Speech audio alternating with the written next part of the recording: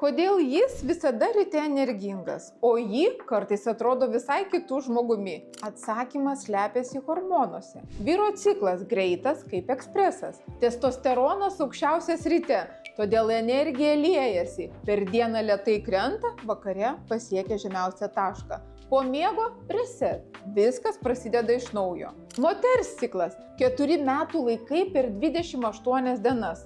Pavasaris nuo 5 iki 14 ciklo dienos. Estrogenas kyla, ateina energija ir kūrybiškumas.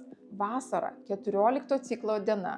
Estrogeno pikas – maksimalus pasitikėjimas savimi. Ruduo – nuo 15 iki 28 ciklo dienos. Progesteronas dominuoja, prasideda nuotaikų kaita. Žiema – nuo 1 iki 5 ciklo dienos. Hormonai krenta, mažai energijos, poilsio metas. Vyrai išgyvena hormonų svyravimus kasdien, o moterys kas mėnesį. Štai kodėl kartais nesusikalbame. Vyrams šiandien blogai, rytoj gerai. Moterims šiandien blogai, gali užtrukti kelias dienas. Jei jūsų moteris šiandien kitokia nei vakar, ji tiesiog kitame hormonų sezone. Ir tai visiškai normalu. Nori sužinoti daugiau? Sek mano profilį, kuris padės pažinti antrąją pusę labiau.